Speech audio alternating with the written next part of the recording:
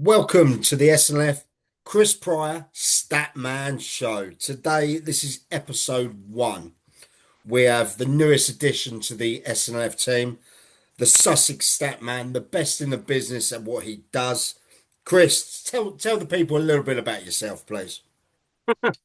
Well, I think most of them know me now, but yeah, sod it. I've been doing Sussex stats since about 2019.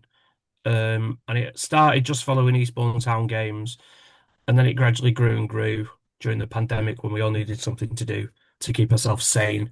Um, it all got complicated when Town got promoted from the Sussex Prem, and I was left with a bit of a dilemma of what do I do? Do I carry on just doing the Sussex Prem? Do I just do where Town are, or do I try and do both? I think the clubs had kind of cottoned on that I was doing it and were and interacting with us. So I thought I'll keep it going, and they've continued to interact with us. Um, so yeah, I think I'm probably the only Mancunian in Sussex doing stats for Sussex non-league. You've got an outsider telling you what's going on. Well, Chris, everyone's seen your work. Everyone's impressed by it. This is episode 1. Some would say a pilot episode to see how we go. So, Chris, what have we got? Well, if I just share my screen, this is very much like you say a pilot. I'm open to all feedback, so please do share any you've got. My theory on this one, it's really tricky to do all this at the start of the season when we've got so few games to talk about. But I'm just going to go through the divisions one by one, from step 2 down to step 6, also 6 sides, um, and pick out what I fancy, what I think is interesting. But at this point, it's mostly just results. But I'm sure we'll get into it. So, without further ado, let's get into the National League South and talk about how our Fantastic. teams. Yeah, let's see how our teams are doing. So I've included Dorking in it, and they've got off to an all right start. 10 points from their 6 games, won 3 of the last 4 now, so seem to be getting on just fine. A bit of a slower start for the Sussex-based sides though. Worthing particularly, not particularly, but they've only won 1 game out of 6 um, so far, which was a win over Horsham. Um, they've not lost too many, but they're a little bit slow to get off the ground in terms of goals. They've Yeah, actually, I think that's been the case, Chris. I think I've heard a lot of the fans saying they're not creating the chances at the moment compared to what they were towards the end of last season. But I'm sure that will progress as we go on. oh, I'm sure. And look, they have lost Mo Farah and Danny Cashman, who bagged 29 goals between them last season. So, you lose that level of firepower, there, there's a decent chance there's going to be some teething problems on the other side. So, but it's not those two that I want to talk about a bit more. It's Horsham, first of all, who are obviously making their step 2 bow after the epic last day promotion from the Isthmian Prem last season. Um, and they're currently 17th, but they've not had a bad start. They've won 1, drawn 1, and they've been 3 defeat. Oh, drawn 2 now, sorry, because I wrote them notes on Saturday. But since then, they've drawn with Salisbury at home. But they've only lost 3. All of the games they've lost, they've only lost by a single goal. So it's not like they're getting gubbed. They're always in there. And they lost to, well, you look at who they've lost to. They've lost to Chelmsford, who have a good side at this level and have invested Hmm. well. It was a late goal. Worthing, we've spoken about another failing to strike on all fronts at the moment, but they're still a good side and still came very, very close to winning the National League South last year. And also to Maidenhead, they lost 2-1, but Maidenhead were a step 2 side last year. No, they weren't. They were step 1. They were in the conference Step one. national. So yeah. So it's not like, they've had some tricky opponents and they're holding their own. And of course, then they beat Torquay United, who are now the bookies' favourites to get promoted from this league. So that's no mean feat. So I think they'll be just fine. If they carry on like this, I think there's a case that teams are underestimating them, but Don DePaulo's men have got off to a great start. Yeah, I Um, agree. I agree, and I think they know as well. Horsham, being their first year at this step, it's going to be tough. Obviously, the target will be survival. Absolutely, absolutely. But what's interesting from my point of view is as well, and they've had three home games. They've scored in each of them. In fact, they've scored six. So they're not struggling to find the net. So that'll be something to watch as time goes on, I think. As will Eastbourne Borough. Now, I do live in Eastbourne, but I've actually never seen Borough play. I have no affiliation to Eastbourne Borough, for those who don't know. But so far this season, having finished third last year and being just a point away from, well, a point and a couple of goals away from promotion last year, they currently sit bottom of the National League South table. They've Why do lost you reckon four of that their. is, Chris? What's funny you should ask. So when we spoke to the manager earlier in the season, Matt, right, I asked him about the squad size because I said and the squad makeup because they were quite young and that had come through on transfer market. And so if I just go to here, I've had a look at the players who played for them in the league last year Hmm. and how many minutes they all played because I did ask about turnover of squad and he mentioned that there'd been quite a lot of players um, had left at the end of the last season. So I thought I'll have a look into it. And actually, when I looked at it, the players who, of the 37 players they used last year, they've lost 30 of them. They've only kept seven. 30. Yeah. So of all those players who played minutes, and some of them were, didn't play many minutes at all, it's fair to say. But of the 12 who played, uh, of the 12 who played the most minutes, only one of them, George Alexander, remains.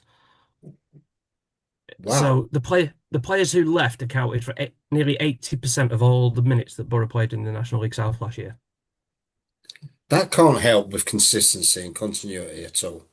I mean, No, but I think what we do know there is they are quite a young squad, though. Well, actually, looking at your stats, they're the youngest squad. yes, indeed. So I updated this on when would it have been?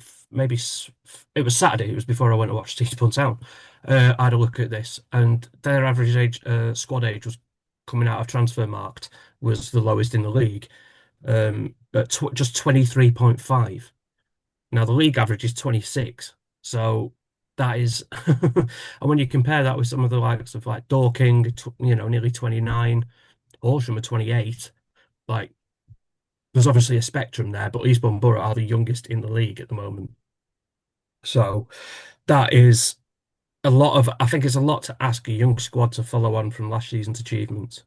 Yeah, I agree, and I think we spoke about this between our groups in SNLF, how sometimes you feel like you may need a little few older heads around, maybe ones that have played maybe a step higher or consistently at that step to actually start getting some points on the board. You haven't seen the games, you said. I don't know too much about the results, how they've played, but how long can this go on for before maybe they need to make some signings? Good question, and don't know are the 2 points on on that. To be fair, I mean with Tottenham at the weekend, they lost 2-1 to AFC Tottenham, who are newly promoted. However, have started well. They were down to 10 men for a long period, having taken the lead. So were Borough. So I think that again, if you've got a young side and they haven't got that experience to guide them through, particularly when they're down to 10 men, then that will tell, I think, eventually.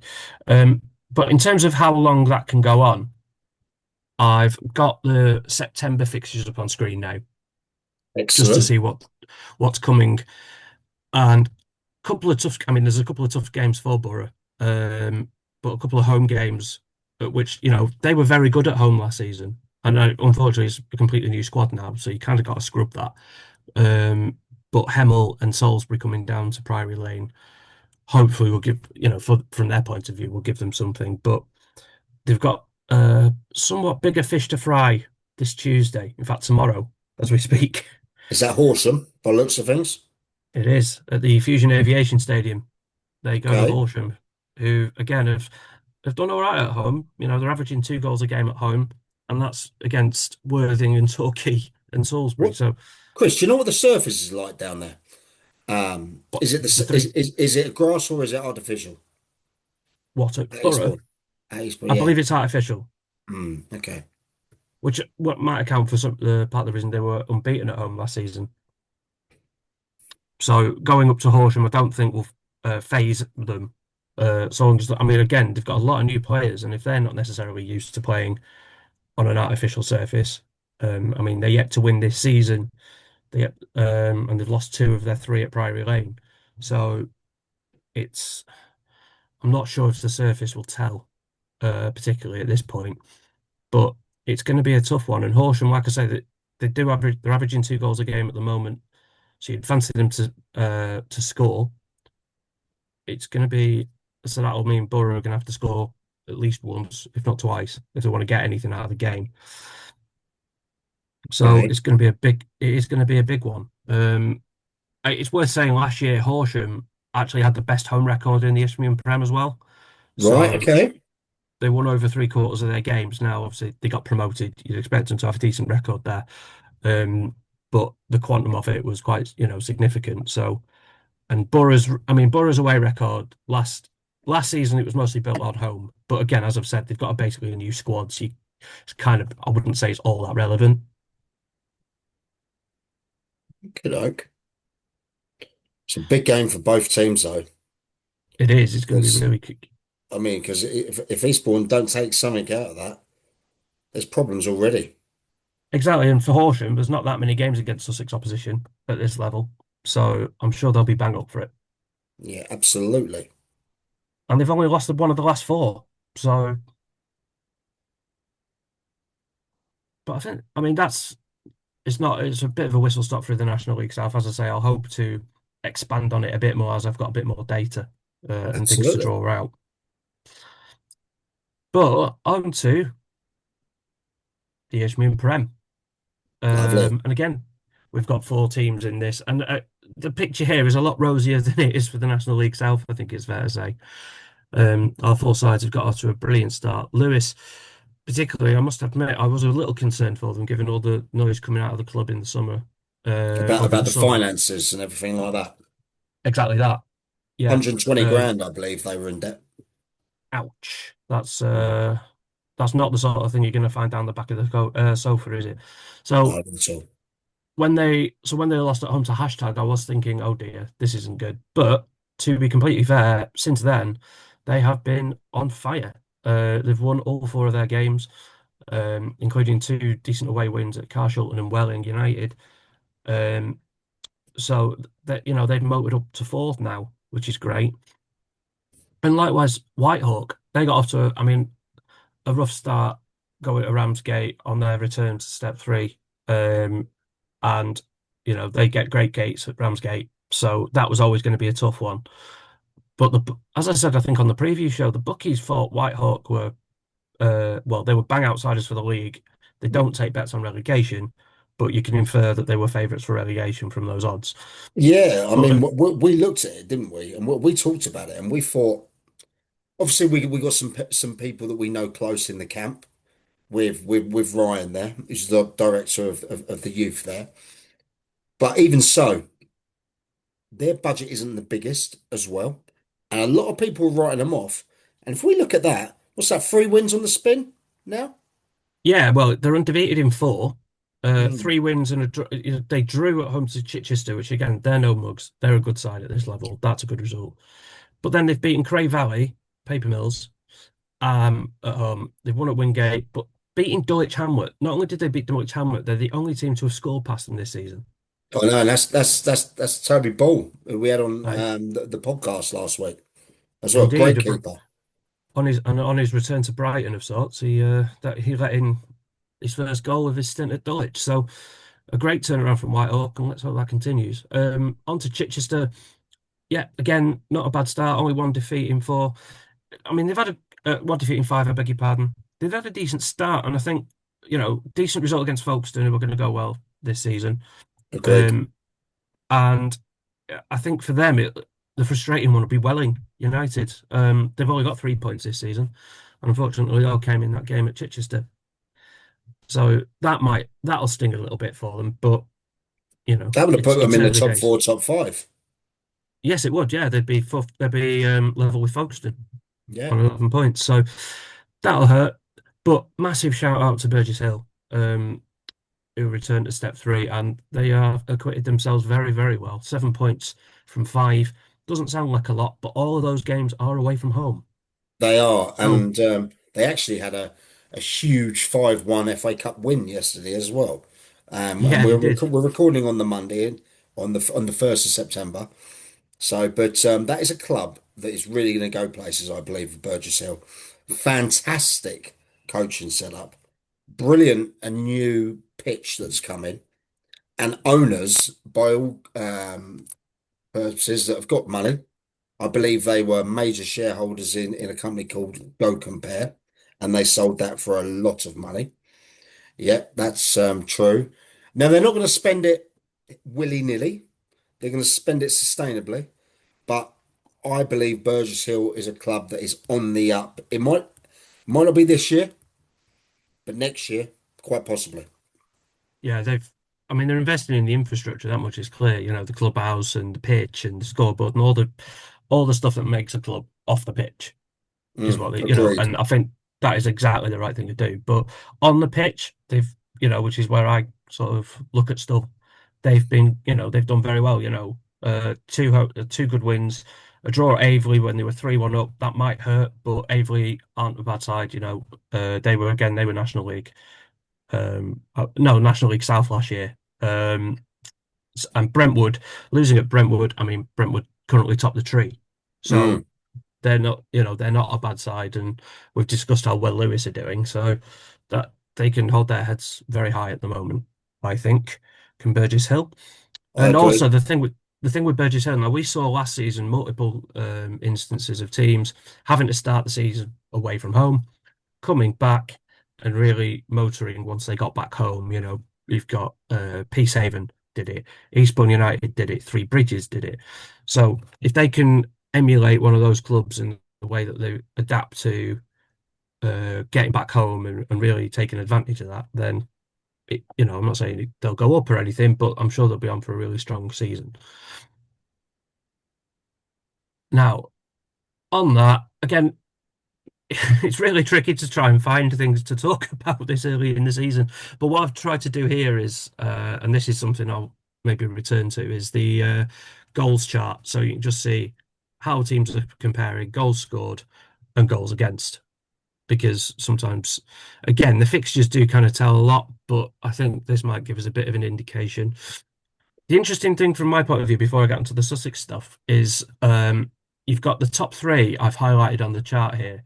You've got Brentwood up here, so they are the best attack in the league, but an average defence. And when I say average, I don't mean it in the sort of pejorative sense. I mean statistically, they are bang on the Yep. middle. And then you've got Dulwich, and you've spoken about Toby Bull. In fact, he's only got one goal in so far this season. So the team's going about it in different ways, seemingly, based on this. But appreciating it's 5 games in, who you've had has a disproportionate effect at this time of year, and so on. But with that in mind, you look at where the Sussex sides are, and again, Burgess Hill are just doing just fine, decent attack, well, basically average attack, average defence within reason. But the other Sussex sides, the defensive records are particularly strong. Okay. Whitehawk are only averaging a goal a game in, and Chichester and Lewis are doing even better. And So For Whitehall, that's a lot much better improvement than last year. correct, absolutely, yeah. So that's really encouraging, I think. Attacks win games, but generally defenses win titles is the old cliche. So let's see how that goes. But yeah, good start. Good start from all the Sussex sides, really. Great to see. Great to see. Completely agree. And to come in September, obviously quite a lot. This one here is not blank due to an error. Whitehawk genuinely do not have a game on Tuesday the 9th. Okay. However, looking at what we've got so far, Lewis have got a couple of interesting looking home games in the next week or so. Cray Wanderers and Chichester come into town, which will be interesting. Hopefully, hopefully after the Saturday game, I will be able to do a bit more of a preview on the Lewis Chichester on socials. And then in terms of other games to look out for, I mean, Chichester on Tuesday night next week are returning back home. So Tuesday night they return back home. Yes, on the Oh 9th. wow, okay. And Burgess Hill, they put out something on Twitter earlier about their new big 7 or 8 screen. days, something like that. Yeah, so it looks like that's still very much on the cards, which Okay. will be a major boost for them, you'd hope. Um, Tricky game this weekend at Cheshunt though, as of Whitehawk this weekend at Folkestone, which is at Yep, Margate, if I'm not very much mistaken. I'm pretty sure they're playing at Margate for the time being. correct. So yeah, lots to look forward to. But there are some tasty fixtures looking at. I mean, it's one of those leagues, isn't it? You normally get one or two teams steamroll at the top, but I'm not so sure this year. I'm not so sure, especially with the fact that Dulwich Hamlet's drop points. We don't know. We will know more from your analysis over the next couple of months. For sure, hopefully. Uh, oh, and I've done a little bit of a preview for the Lewis game on the weekend. Home to Cray Okay. Wanderers, who'd started very well, and then unfortunately came up against a Brentwood side who were banging form. So, but it's going to be an entertaining game. Lewis have started very well at home. The game against hashtag notwithstanding, but they've won their last two at home, so that'll be good. And Cray Wanderers are not a bad side. They've drawn with Folkestone, who are no mugs. Again, I keep saying they're going to go far this season. So, and then before the Brentwood game, they actually won 1-0 away at Billericay, who were bookies' favourites for the league. Well, they're Um, chucking the money around. really at Billericay, but no, seriously, that's a great result there. So, um, Cray Wanderers are not to be messed with. I think that'll be a really interesting game on Lewis. Who would you I'd be think would tempted. win that league? Well, this is If one of the leagues. This is my first season actually looking at this league. hmm. So it's a league that I know very little about. I'd love to say Lewis or Chichester or Whitehawk, but I genuinely don't. I'll put my hands up. I don't know enough about this league to comment. I know the bookies fancy Billericay, Yeah, and some of the Kent sides like Chatham and Folkestone. yeah. I definitely think I agree with you. I definitely think Folkestone will be there or thereabouts, and that. And you look at how many people Dulwich Hamlets get as well. They get ridiculous amounts through the door. Is that Yeah, crowd the 12th man? We will see. Like I said, next couple of months we will have a clearer picture of this. indeed. Well, it wasn't on Saturday when they lost to Whitstable at home. I mean, that's a brilliant result for Whitstable there. So with that, we'll say farewell to the Prem and we'll go South Central. Okay.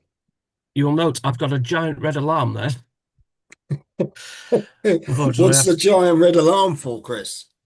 well, we haven't got enough. I personally am of the view that we haven't got many games. We haven't got enough games here to draw any meaningful conclusions. That is suboptimal for a statistics show, I'll tell you now. Hmm. But it means that I'm just a little bit wary of drawing massive conclusions here. I mean, my point on this one would be a lot of teams have played five, but there's four teams who've only played three games, and Egham, the Sarnies, They played two. um, they've played two games. Why have they only played two games? I would wager cup runs and stuff, but I Right. genuinely Okay. so. So I mean, again, I this don't. we're going to see more about this at the beginning of next month. Once. I would imagine so, yeah. And again, I mean, this is a league I know even less about, just because Mm. if you look at who's in the South Central from a Sussex point of view, this time last year we didn't have anybody in it, and No. this year the teams we've got in it are Bognor Regis, who came down from the Prem, and Littlehampton, who were in the South East, and have moved laterally across, which is great news for them apparently because it saves them travel, which I completely buy. But I mean, just to give you another instance, like Kingstonian, fifth place with 7 points. Okay, fair enough. But they've played five games and they're only a point ahead of this Hartley Whitney or Whitney. And actually Hartley Whitney would be massively above them if they'd all played the same amount. So Yeah, I can see. it's Looks a bit it's ominous at the top, though, doesn't it? Leatherhead scored 13, let in one, 5 wins out of five. yeah, some teams have been getting Leatherhead, but it does make looking at this league tricky. So I've shown that graph again with goals scored and conceded, but I've also looked at the fixtures for the two sides. Now, Bognor, um, Bognor, I mean, they got off to a cracking, a very interesting start with with a 5-4 away win at Portchester, who were newly up into step four, um, before the derby at Littlehampton, and then obviously Harrow Borough, not a bad side, and they've started quite well. That can happen, and Leatherhead beat you. So I think a lot of their start is down to the fixture list as much else. They've They've also all lost played one of one. their coaches as well, I believe. Oh yeah, of course they have. Yes, that's right. That was announced. Michael Birmingham, was it? That's correct, yeah. And So he was quite an influential guy. I mean, we had him on the podcast, and you could tell he knew his stuff. You can tell he set his standards out as well. So yeah, yeah, okay. But straight again, up. it's a club. Don't know, something has to happen there. I know they're getting a new pitch coming in and everything like that, but that's still quite a long way away. They had the issue last year where they had five or six of their contracted players sitting out on the sides.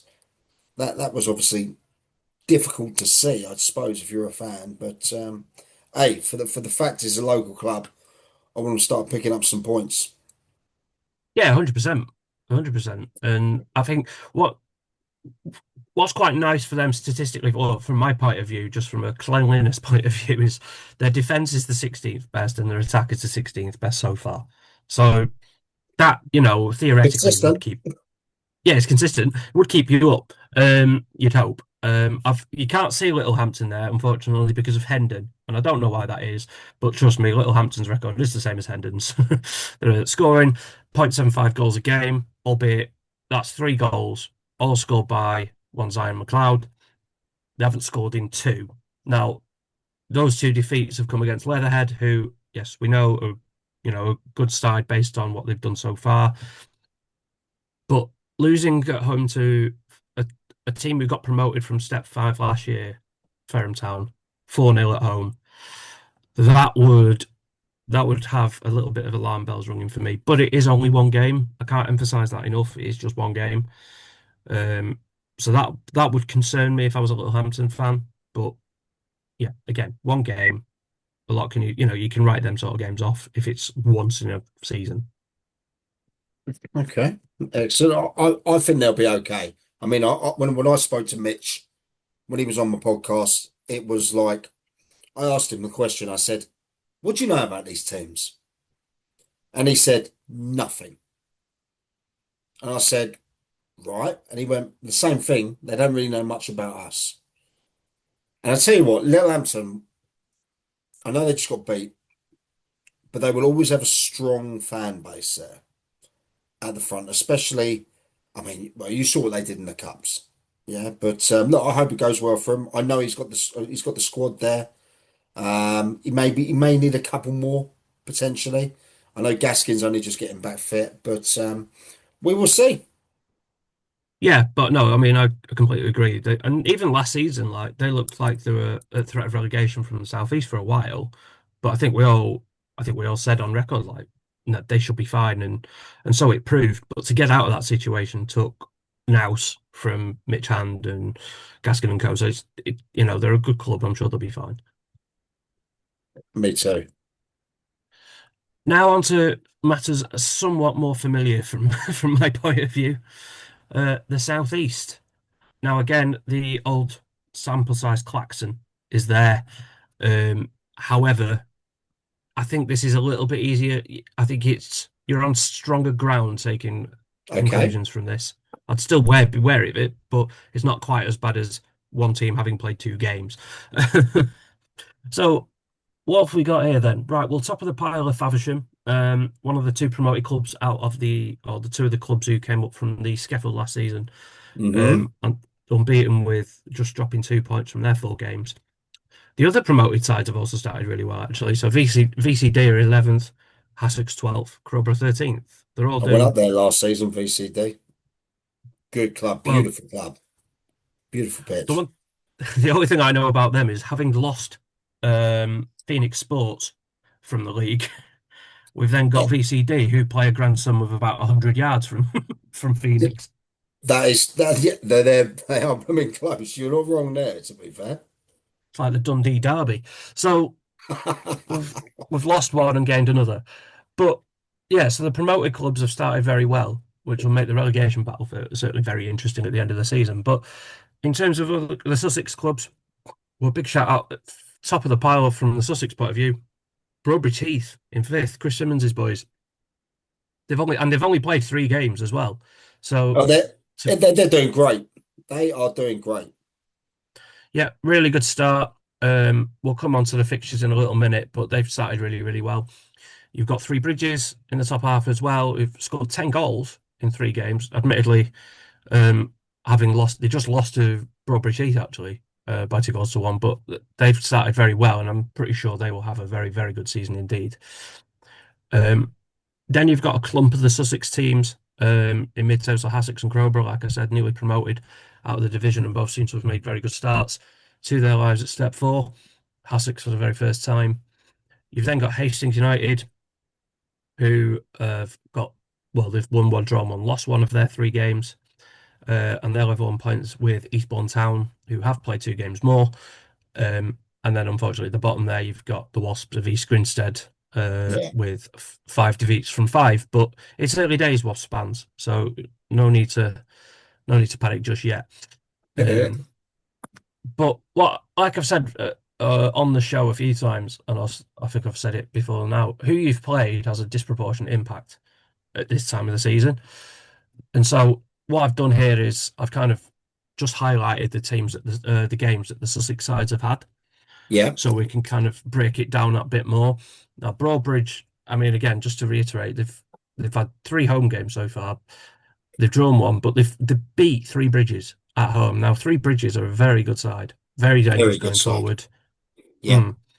Mm. And so to beat them at home, that is no mean feat. So, and I've seen firsthand what Three Bridges can be like.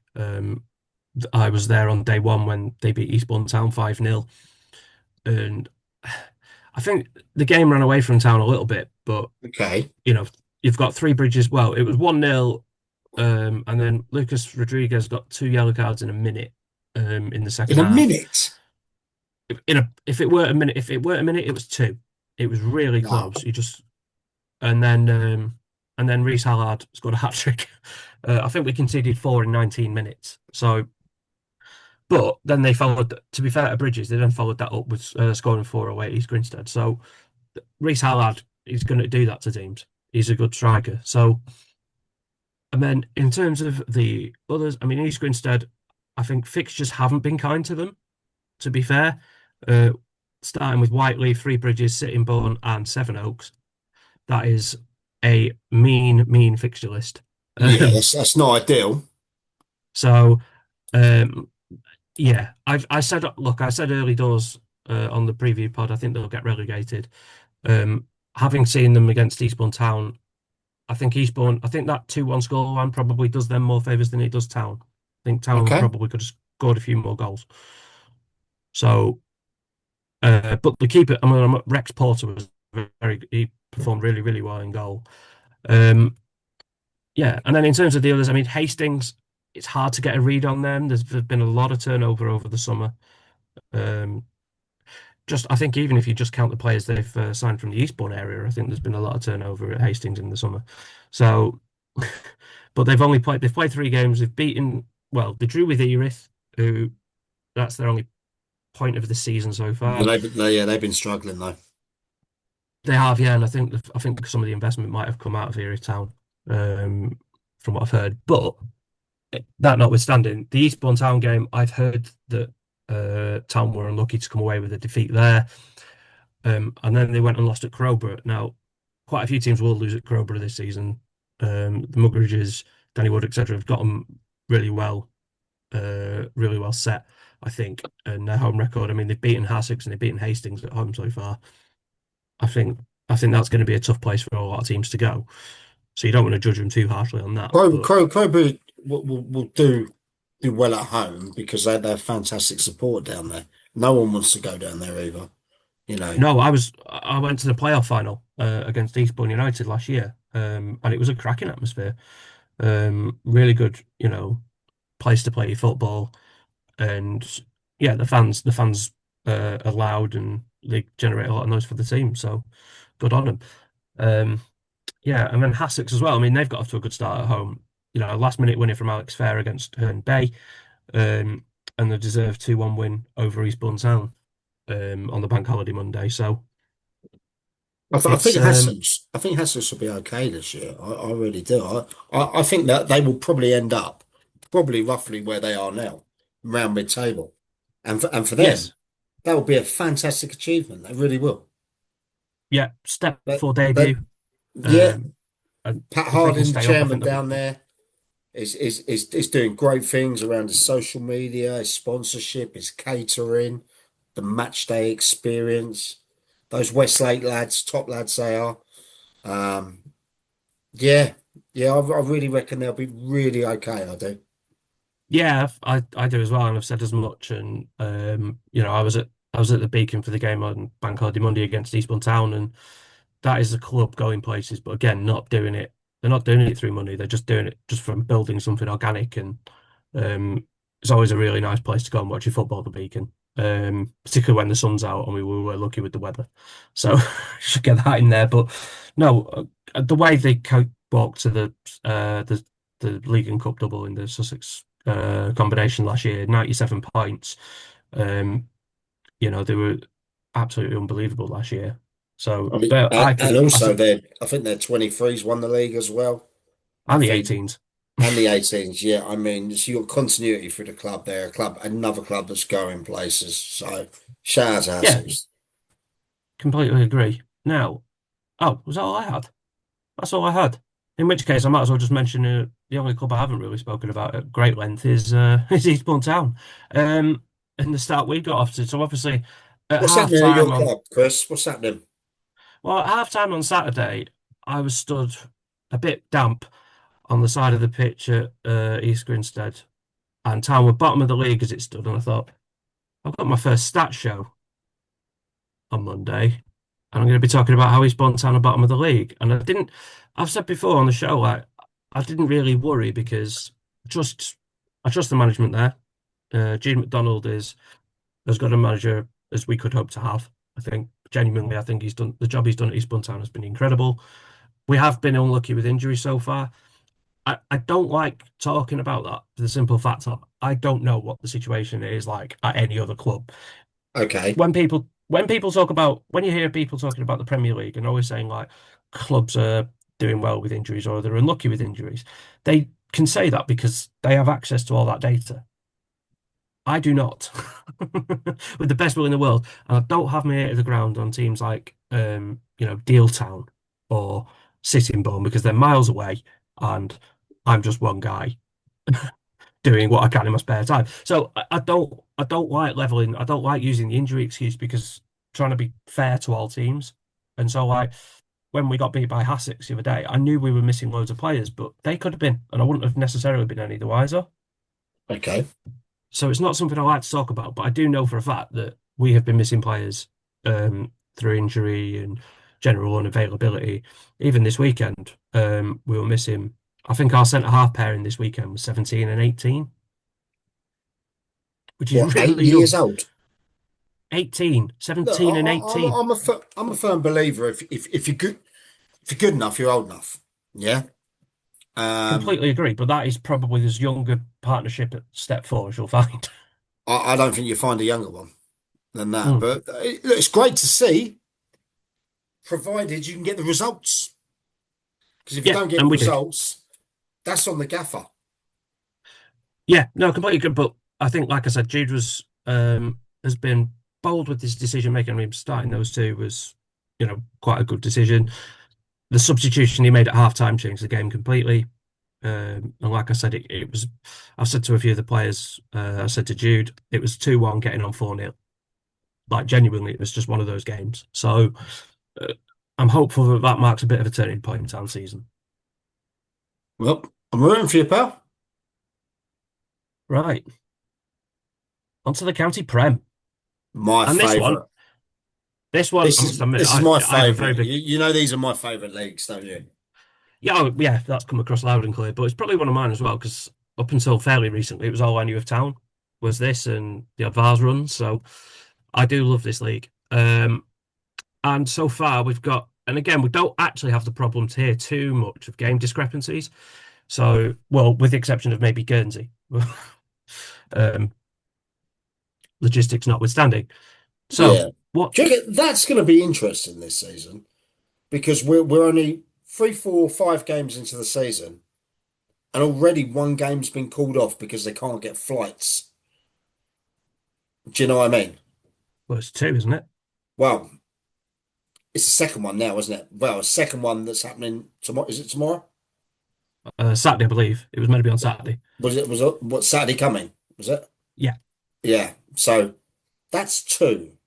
Now, what happens if they start getting to when they start playing teams later on in the season? They're going to be Well, playing I two completely agree. It's two going to twice get a week, and logistically, that's a nightmare.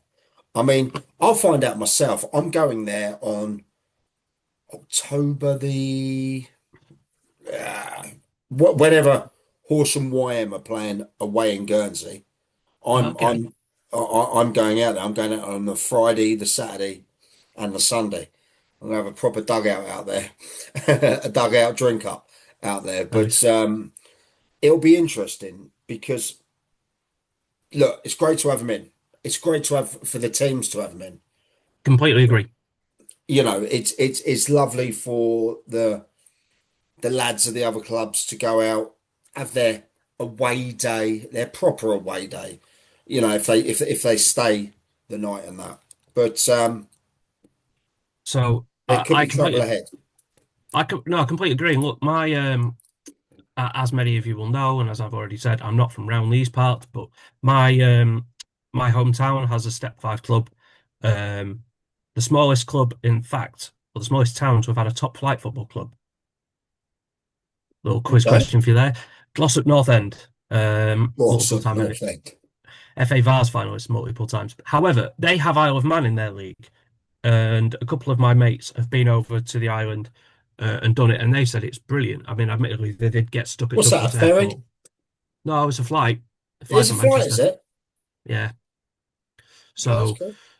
but they couldn't speak highly enough of it, and the players evidently loved it. And I think it's just a great, and Town, we're lucky as well because Town have got um, Jersey Bulls in our league as Worthing well. just So drew them away in the FA Cup today. I saw that's going to be a really big game. I think. I wouldn't be And surprised knowing how actually if many the people BB. Worthing will want to take, I guarantee flights are gone. Well, it's going to be it'll be really interesting. I wonder if the BBC will put it on. Possibly. I'd still like Whitstable Chai to be the game, but I think they might go Jersey Worthing. Anyway, if they pick a Sussex side at all, because they might not. Anyway, in terms of what's going on in the county prem, 200% records. So Haywards Heath Town and newly promoted Forest Row. Forest Row are Uh, doing Grant's doing a great job down at Forest Row. You know, I know he's strengthened, but he's kept a core of his side. Um, did I expect him to be up there?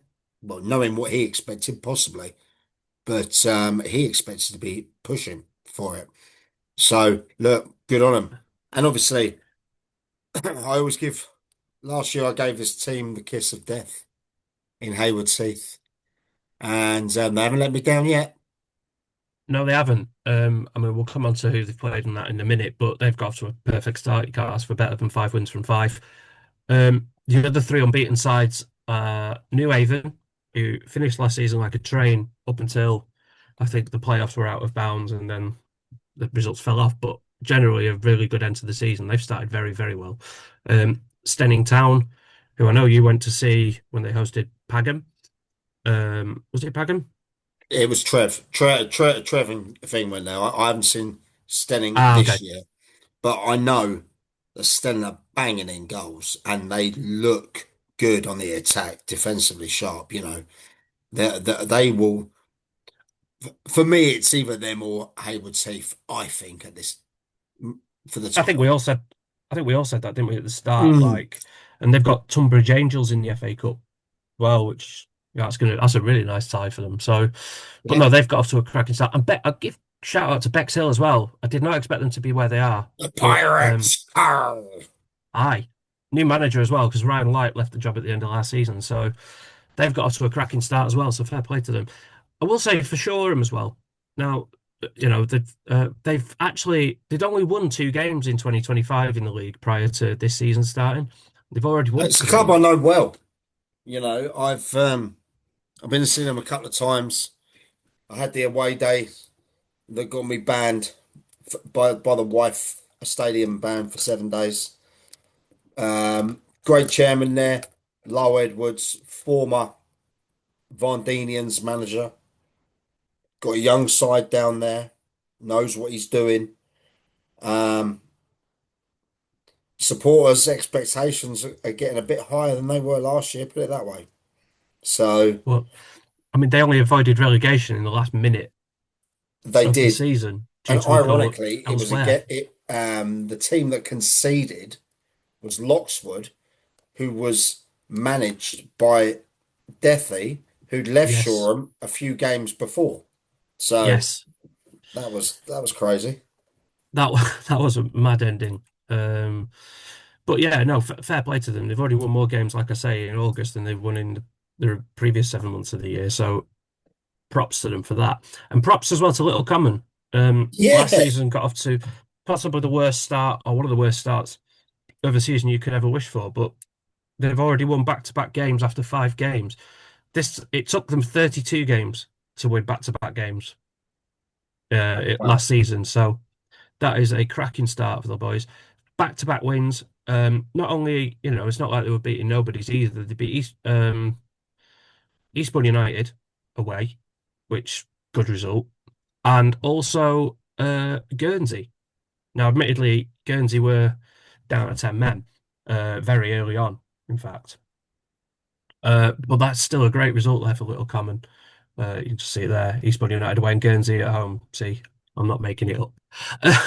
But in terms Good. of, hmm? No, no, come on, come on, come on. I'm just looking at So the list. in terms of who they've played and stuff. So this is just the fixture list and who they've played and stuff. I mean, Horsham YM I haven't mentioned yet. Up in fourth. They're a good They've had a side. I think they just had a real off day against Stenning. I yeah, think it and was 6-1, was it? Something like correct, yeah. And I suppose if there's a team in the league, you can't really be affording an off day against with that squad. It would be Stenning. Um, So, I mean, Stenning are a weird one, but they've now scored quite a lot of goals. And obviously they absolutely battered Lancing in the cup at the weekend. So that'll be what, 15 goals in three. So it looks like they might be catching a rich vein of form now, just at the right time. And then, yeah, I mean, the I other tell ones you are what's interesting though. Sorry to jump in there, Chris. no, please do. Yeah, it's fine. Midhurst. I know they played a game more than nearly everyone, bar one. It's -10 on the goal difference already. Yeah, so there's a couple of decent. I mean, decent probably is the wrong word certainly from their point of view. Their opponent's point of view is probably the right word. Defeats in there in terms of they've conceded 7 of those 13 goals in 2 games at home to Hayward Heath and Horsham YM. So again, like two of the teams you'd expect to be up and around the playoff and promotion picture. So that's over half the goals they've conceded. Mm, So beyond that, it's what 6 in 4, which is a bit more reasonable. So okay. it's what I said about who you've played at this point of the season, like can have an absolutely massive impact on where you are and what your stats look like. But yeah, that'll be one to watch for sure. I mean, Van Dinians have conceded the same number of goals, but they've just done theirs in a slightly more, I would say, consistent manner. But Mm. again, they've played Horsham YM. It looks like Horsham YM are going to do that to teams. So Forest Row have only let in one goal. yeah, yeah, to Shoreham, who again, as we've said, they've started very well. Mm, Um, my understanding from the game against Eastbourne United was that they were hanging on a little bit, and that was from their own Twitter feed. okay. It sounded, I think there was sim binnings and stuff, and Eastbourne were pegging them back, but they've managed to keep yet another clean sheet. So now, have I done what I think I might have done? We can talk about that. It's that goal chart again, and so yeah, Forest Row. best defense in the league, 0.2 goals conceded per game. So this is adjusted for stuff like games played. Um, yeah, Hayward Heath. New Haven, though, very strong performance from them so far. Yeah. Um, in both boxes. Club, I think that could be a step higher. I really do. Yeah, well, they've been around that promotion race at this division ever since I've been following it, Yeah. with maybe 1 year as an exception, and that was last year, um, which was a bit of an aberration. Like I said, they then got back in the groove, didn't they, in the second half of the year? I had Um, Bussy, the ex-keeper on the podcast recently, and he said there's a little bit of a vibe around the club there. So we will see. Look, I think that's, with their little catchment area they've got there, lovely stadium as well, wonderful surface. They could do mm, well. They could do well. They yeah, should be doing well. they should be. Yeah. So we'll see how they go, but that's a certainly a decent omen, I think, from their point of view. They're not. It's not like they've just fluked a couple of 1-0s or anything I love the like. way you do this. The contenders, the cautious, the entertainers, and the Yeah, struggling. well, what's really interesting with this one is actually it kind of follows like a bit of a pattern from, Mm, from top left for, teams who are strong at both ends to teams who are weak at both ends. There are some divisions, and we'll come on to one, where it is not like that at all. But this okay. one does seem to follow the pattern. One thing that's interesting for me actually is Crawley down Gatwick. I didn't expect them to be down there. Um, It's a shame as well. As a club, I need to get up to see. Got a great chairman there in Dave up there. Um, and he's had some tough times. He's had some tough times in there, especially with how the behind the scenes with where they play and the bar and stuff like that. And he does such a great job, bless him. So and I know they kicked on last year and they got up there. They just missed out. I hope they do well this year. yeah, they just missed out on the playoffs, but that was a ridiculous playoff race. So Yeah, tight, so many teams in there. Arundel So had. I'm sorry, not Arundel. So many teams. Roffey were up there. Then they were down. It was all over. Yeah, and Peacehaven as well. So, yeah. but I think maybe Petersfield moving across back to the Wessex will create a bit of an opening as well for some teams. Um, but in terms of this league, fixtures for the weekend, um, Mm. this has been adjusted for the fact that we think that the Stenning versus Guernsey game won't be taking place. There's a couple of games on the Friday, um, but I tell you what, there's a massive game happening in Crawley. Go on. Forest Row hosting Hayward Heath. Oh wow, I didn't see this. Okay. Yep. So, I mean, doing a preview, a Someone's statistic. O has got to go. Yeah, well, exactly. It's a 200% record, so something's going. Um, Well, that's got to be game of the week, isn't it? oh, you would think so. I mean, I've done a statistical preview, but it's pretty hard to read anything into five. Everyone winning every game. Um, but again, you look at the size. I mean, Forest Row have beaten Shoreham as well, so I think the fixture list has been quite kind to. We could say that about both sides, really. But Lancing in their first game back, there's been a lot of turnover there. I think if there was Mm. a time to be playing Lancing, that's probably it. Um, Lingfield away, but we know Lingfield aren't playing at home right now. They're playing at Stenning, which must be a nightmare for their players because I can't imagine anyone having to travel further to Stenning than the team who are meant to be the home team. That is quite a schlep. It was a bit like when Three Bridges last year were sharing at Chatham. So I just think that's not really conducive to having a good home run there. But yeah, this has got to be game of the weekend for me. Both sides looking really, really strong. You've got the best attack in the league versus the best defense in the league. So let's see what happens. Like that. Like that. Yeah. When the unstoppable force meets the unmovable object. Indeed. So I think that's a nice place to jump off from the Prem and into Div 1. Quite a lot There's some, going on here. been some interesting days in the last things in Div 1. Yeah, Now I'll indeed. put it on record now. One of the managers left, and the manager who's left, the club haven't even announced he's left yet. That's Arundel. Arundel, you need to announce that your manager's gone. Sorry, because everyone knows. It just looks poor. You know Everyone I don't knows, but care. you need to announce it. I do Yeah, agree. look, It's and it's a club that I know well because I was at last year. Yeah, it's just a great club, great family club. I know they've got a new chairman in there.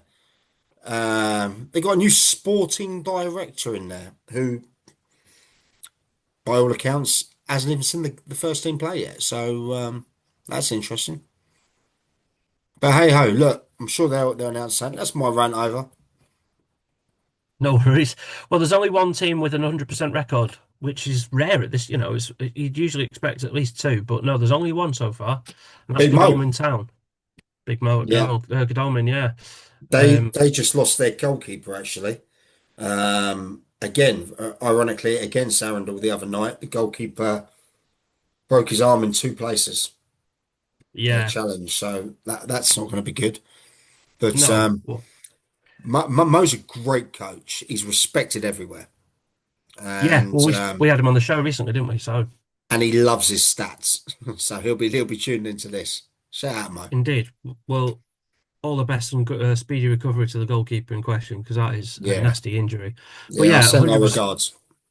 100% record for Godalming, and I mean they played Arundel away the way they ended last season. We expected them to be. I know you didn't. Fair play to you, but No, I I didn't. said I didn't because I felt that just bringing one extra lad in or one two extra lad in wasn't enough, you know. And I always know they're going to struggle with their pitch.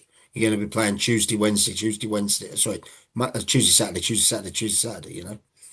true. Although that seemed to help them in a weird way at the back end of last season. They seemed to take some positive momentum from that, but also that's not the reason they are where they are in the table right now.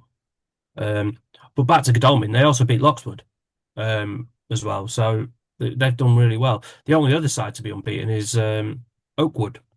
Actually, who, again, Yeah, they finished last season quite strongly after a somewhat ropey start. But I mean, but they're unbeaten at the moment. You can't say fairer than that. I love If the there's a place stat to, you're going to say about Billingshurst as well, yeah, well, if there's a place because you want to go for entertainment, get yourselves down to Billingshurst. They've scored 15 in six and conceded 17. That's 32 goals in 6 games, an average of 5.3 a game. And all of a I sudden, was you can I see was why. actually speaking. I was speaking yesterday to their assistant, great guy, Ollie Berry. He's the assistant down there. And hey, look, you want entertainment, as you said, get the Billingshurst. Yeah, well, we'll come on to that in a minute because that is quite spectacular the start they've had. But I just wanted to give a bit of a shout out to the promoted clubs as well. I mean, you got Ringmer who started off fine, mid-table. They'll be all right. Um, yeah, they They will will be. I they will know. stay up 100%. Oh, of course, yeah, and the way I saw them against Jarvis Brook, and Jarvis Brook, they looked fantastic, and Walkoutians as well. I mean, we didn't know anything about them coming in, but when you open your account in the league with a 5 on away win, that's not a bad way to ingratiate yourself to people. Yeah, I mean, and I thought it was a bit strange us giving the team of the week to a team that we hadn't seen before. But fair play. Yeah, I mean, stats don't lie, and a 5-1 away win on your No, opening day is pretty good going. Uh, so with that in mind, yeah, sorry, I should really have brought this up a little bit sooner. This is the results. I mean, just to go back to Billingshurst, starting their season with 4-all, 3-all, 3-all, 2-all. That's pretty good going. Um, And against some decent sides there. I mean, Oakwood, we've said are unbeaten. Infinity are going well. Dorking B, I know there's been quite a bit of change around there. A couple of the lads have rocked up at East Grinstead, um, including Ollie Rawlins, their top scorer from last year, who was averaging over a goal a game. So there's a bit of turnover at Dorking B, but they obviously still pack a punch going forward. But yeah, I mean, if and the game at the weekend, Infinity beating Jarvis Brook 4-0. That's the first defeat Jarvis Brook have had this season. That's a very big win for Infinity. I know they were look, fancied, and I know they did. I did a podcast with Sean, the manager. He's the guy, Sean Gale, the guy that took Havant and Waterloo, Louisville on that crazy FA Cup run that eventually got him to Anfield against To Anfield. Liverpool. Oh Yeah, wow, I remember against that. Liverpool. God. Yeah, I think it was 2007, 2008. It And absolutely was. Yeah. yeah, and he's building something down there. He didn't come in to be the manager. He come in to like reshape the club, but he's he's really, really building, and he sets his standards super high. So yeah, Well, just one they defeat from they them will so do far this well. Don't season. forget they lost in the playoffs, didn't they? Yes. Yeah, they did. And they're not, they've only lost once this season to Reigate Priory, who are no mugs, good side. Yeah, Um, Dale's got a good side that will kick on. indeed. Indeed, they have. And then, yeah, this is what I mean. So, what I said about the SCFL Prem and the fact that it seems to follow a pattern, yeah, this one doesn't. This one is no No, holds barred. It's just Billingshurst, definitely the entertainers of the league. I think that has been established. it's interesting. You got so Worthing. So that's saying Worthing United there. Yeah, Yeah, I mean, thank God, I mean, and yeah, this Oakwood is as what it well. I does. mean, Yeah, and Billingshurst. The thing that does follow suit is they are in the entertainers. I like that. absolutely. Yeah. And I think, yeah, particularly with the clubs who are not, I haven't called out as being at the top of the table yet, but the likes of Reigate Pryor and Oakwood, like, they're not a million miles off teams like Jarvis Brook in terms of what their output is at the minute. So, you And know, he's got no budget down there, Dale, at Reigate. at Reigate, yeah. He's got nothing. In fact, So, a lot of them pay to play. You wouldn't believe that, so would you? well, it's not the most unbelievable thing I've ever heard, but yeah, it just shows you like at this level, it's proper, it's football how it should be, really. Well, that's debatable, but But whatever. Every the club as a whole actually handles over 1,000 children from their in their youth sides and surrounding sides as well, Is that right? Wow, yeah, which is mad. that's Well, 1,000 incredible. times, yeah, yeah, yeah, brilliant. But yeah, I mean, my low here are the lowest in terms of goals scored and goals conceded per game, just one each. Everyone is above that, so everyone is averaging at least a goal a game in both nets. So it's going to be a league to watch this year. I can tell. I Some mean, cracking. these are my favourite leagues because I've been involved with them, I've played in them, and that I've watched them, and I know nearly all of the managers in there. So yeah. Whereas the other guys they specialise little ones higher up. Yeah, and that's what gives us a nice bit of breadth. So what Ignore games? that What's get? Oh, there's some tasty games already. ignore that map. Because I'm pretty confident, unless I'm very much mistaken, Reigate will not be playing in Southend-on-Sea. So I will get that Reigate fixed. play at Hawley. Is it Hawley? Hawley, I think. Yeah. Well, they're playing in bloody Essex by the look of it. But this weekend we've got a bit of a mixed match against. I mean, Oakwood, Loxwood will be interesting. Both teams have started fairly well. It's Reigate, Billingshurst. So again, there'll be goals there. You can guarantee that one. But the big one for me is Worthing United Infinity. I was just about to say that that's the game. Where is it? Is that Saturday? Yes. I think I might get down to that one. Yeah, well, I'd Yeah. recommend you do so. It's the stats certainly Well, say it's going to be a good one. Both teams well fancied. They're currently fourth versus third as things stand. Worthing have got a perfect home record, albeit they've only played two games against Selsey and Copthorne, so probably not exactly bellwethers for how you think they'll do in a season. But Infinity, after winning just one of their last four, they've then stuck four past Arundel and stuck four past Jarvis Brook. So it would appear they found their groove. that looks a So cracking game. That does. And I tell you what, Worthing United got some really great young players in there. Two in particular, is Danny Kingston and Ethan Roberts. I really excellent. like. Well, to be fair, I sponsored them, so that's why I No, rate them. no vested interests here. But No, no, I'm not biased. Not biased at all. but that's kind of your lot, really. So yeah, it's a bit tricky to pick out the bones really when there's been so few games played, but it's something I'll aim to improve as the season goes on. Um, if anybody's got any feedback they want to give us or anything they particularly want to see, bearing in mind I can only really work on results and goals and stuff. Um, Well, by all means, get in touch. what I'm going to do, Chris, because that's fantastic, and we're going to do this every month. At the beginning of the month in there. We're going to add all the stats in. It will grow and grow and grow. We're there. It will be a YouTube visual there. So we'll be able to see it. And we're going to have it time stamped. And we're going to timestamp it for the people listening out there. So you'll know if you just want to dive into the Isthmian or you want to dive into the SCFL, it's there. But if you got the spare hour, go and do it. Chris Prior, the Sussex Statman, episode 1. You smashed it, pal. Take care, guys.